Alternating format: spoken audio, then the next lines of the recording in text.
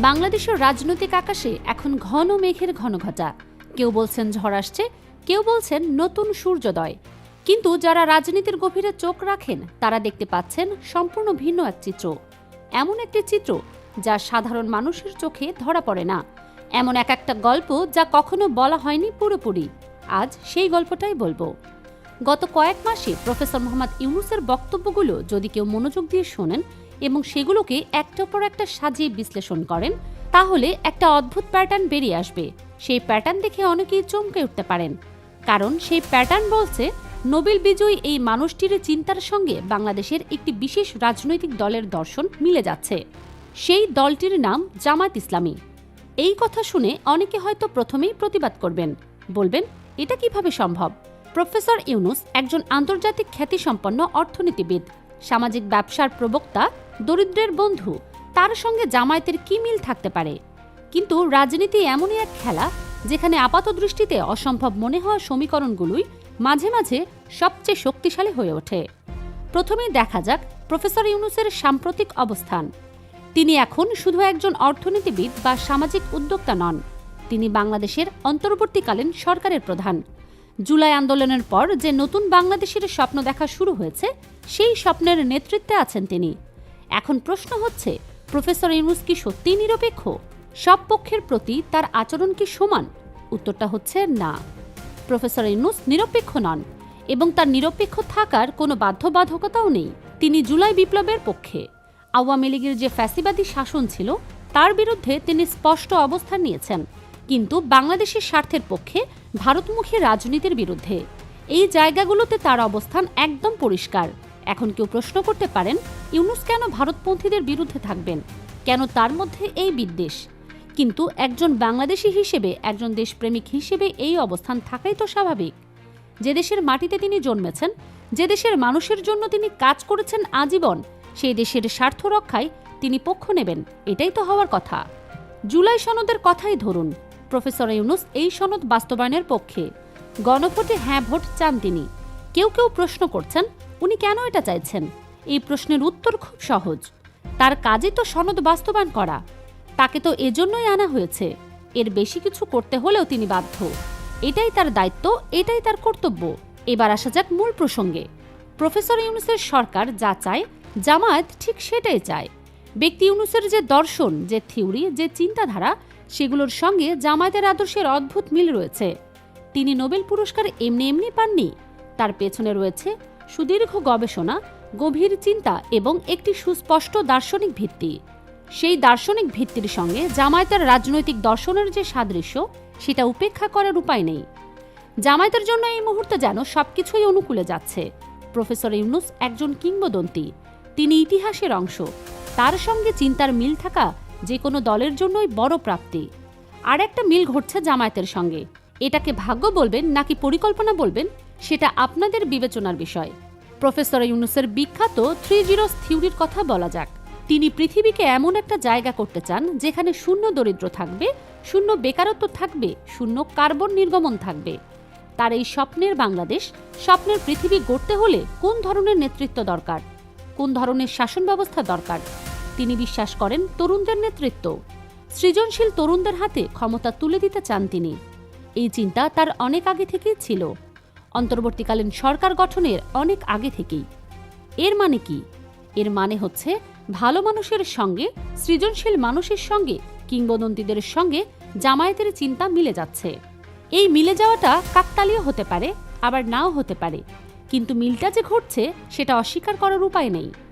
এখন প্রশ্ন উঠতে পারে, জামায়াতের সঙ্গে মিলে যাচ্ছে মানে কি? বিএনপির বিরুদ্ধে যাচ্ছে? এটা কেমন কথা?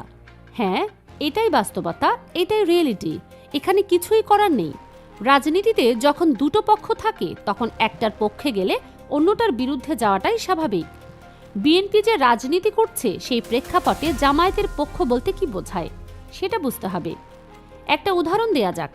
ধরুন, কোনো জেলা প্রশাসক বা ডিসি আছেন, যিনি নিয়মিত নামাজ পড়েন, ছোট দাড়ি রাখেন, সময় মতো অফিসে আসেন, দুর্নীতির বিরুদ্ধে কথা বলেন, কোনো লবিং শোনেন না। জুমার নামাজের আগে মাইক হাতে কয়েকটা কথা বলেন, সেখানে কোরআনের আয়াত উল্লেখ করেন। এই মানুষটাকে অনেকে জামাতের লোক বানিয়ে দেয়, কিন্তু আসলে তিনি জামায়াতের সদস্য নাও হতে পারেন। সৎ হলেই ভালো হলেই জামায়াত হয়ে যায় না।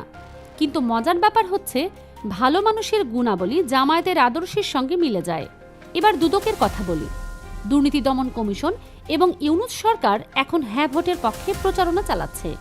দুদক বলছে দুর্নীতিবাজদের ভোট দেবেন না, ঋণ খেলাপিদের ভোট দেবেন না। এই কথা শুনে বিএনপি হয়তো বলবে দুদক আমাদের বিরুদ্ধে বলছে কেন?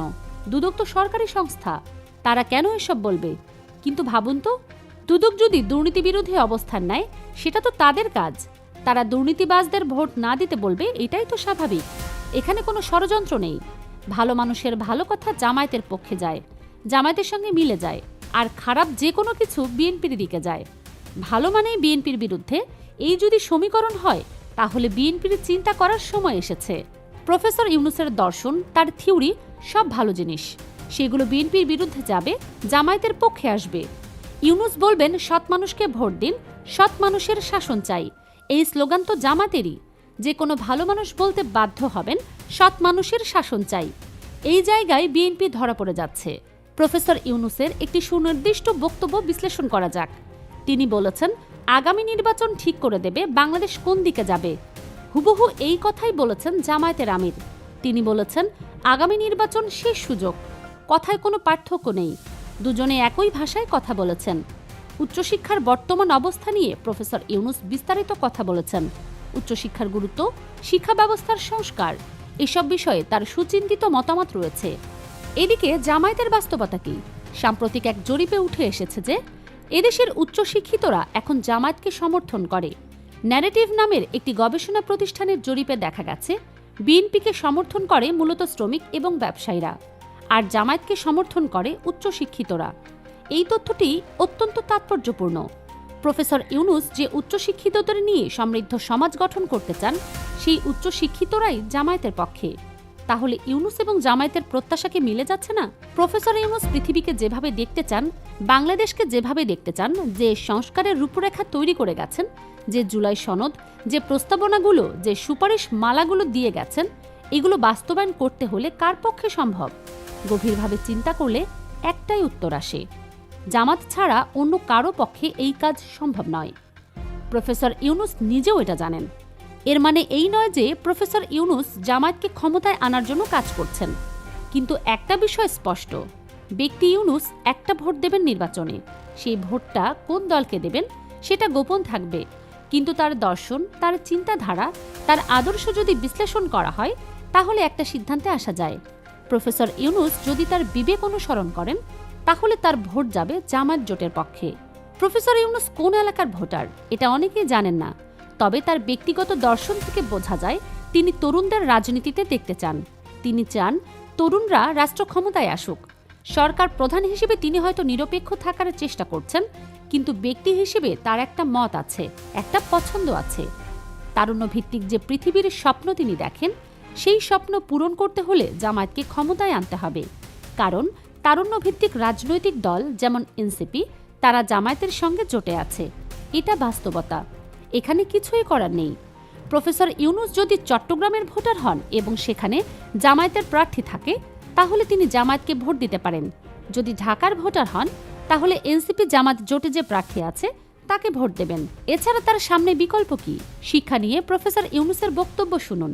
তিনি বলছেন আমাদের শিক্ষা ব্যবস্থায় চাকরি পাওয়ার জন্য লেখাপড়া করানো হয়, কিন্তু শিক্ষার মূল লক্ষ্য হওয়া উচিত মানুষের সৃজনশীলতাকে জাগ্রত করা এবং তাকে স্বাধীনভাবে চিন্তা করতে শেখানো। ঠিক একই কথা বলছে জামায়াত। জামায়াতের আমির শিক্ষা নিয়ে যে ভিশন দেখিয়েছেন, জামায়াতের শিক্ষা বিষয়ক দৃষ্টিভঙ্গি, তাদের দর্শন, 15ই আগস্টের পর যতগুলো সেমিনার জামায়াত করেছে শিক্ষা নিয়ে, সেগুলোকে দেখলে বোঝা যায় ইউনূসের বক্তব্য ও জামায়াতের বক্তব্য একই। উদ্যোক্তা তৈরি, কল্পনা শক্তি, সৃজনশীলতা, এসব নিয়ে প্রফেসর ইউনূস যা বলছেন হুবহু সেই কথাই জামায়াত বলছে। জামায়াতের শিক্ষা বিষয়ক ম্যানিফেস্টোতেও যা আছে সেগুলো ইউনূসের থিওরির সঙ্গে মিলে যায়। অতএব দিবালোকের মতো স্পষ্ট দেখা যাচ্ছে প্রফেসর ইউনূস এবং জামায়াতের ভাবনা মিলে যাচ্ছে। জামায়াতের বিজয়ের মাধ্যমে প্রফেসর ইউনূসের প্রত্যাশা পূরণ হতে পারে। এখন একটা সম্ভাবনার কথা বলি। জামায়াত যদি ক্ষমতায় আসে তাহলে তারা হয়তো প্রফেসর ইউনূসকে একটি বিশেষ প্রস্তাব দিতে পারে। প্রফেসর ইউনূস যদি রাজি হন, যদি তার স্বাস্থ্য ভালো থাকে, তাহলে তার মতো মহামূল্যবান রত্নকে অব্যবহৃত রাখা যায় না। জামায়াত হয়তো তাকে রাষ্ট্রপতি পদে অধিষ্ঠিত করার প্রস্তাব দেবে। শুধু অলংকারিক রাষ্ট্রপতি নয়, বিশেষ ক্ষমতা সম্পন্ন রাষ্ট্রপতি। প্রফেসর ইউনূস সৎ মানুষ, জীবনে 1 টাকা দুর্নীতি করেননি। সৎ হিসেবে জামায়াতকে তিনি ভালোভাবেই জানেন। তরুণদের দল হিসেবে এনসিপিকে তিনি এক প্রকার সমর্থনই করেন বলে জানা যায়। এটা তার অধিকার। যেহেতু এনসিপি জুলাই ভিত্তিক দল আর প্রফেসর ইউনূস জুলাইয়ের প্রধান উপদেষ্টা, সেই হিসেবে জুলাইয়ের পক্ষে তিনি থাকতেই পারেন। এখানে নিরপেক্ষতার প্রশ্ন তোলা অর্থহীন। প্রফেসর ইউনূস কোন দলকে ভোট দেবেন? আমার ধারণা এনসিপি জামায়াত জোটকে। কেউ বলতে পারেন তিনি আওয়ামী লীগ বা বিএনপিকে দিলে সমস্যা কি? দিতেই পারেন, কিন্তু তার দর্শন অনুযায়ী সেটা যৌক্তিক হবে না। বাংলাদেশের রাজনীতিতে এখন এক নতুন অধ্যায় শুরু হতে যাচ্ছে। সেই অধ্যায়ে প্রফেসর ইউনূস এবং জামায়াতে ইসলাম কি পাশাপাশি হাঁটবে? সময়ই বলে দেবে। তবে লক্ষণ দেখে মনে হচ্ছে দুই পক্ষের স্বপ্ন একই দিকে ধাবমান। সেই স্বপ্ন পূরণ হলে বাংলাদেশ কোথায় যাবে, সেটাই এখন বড় প্রশ্ন।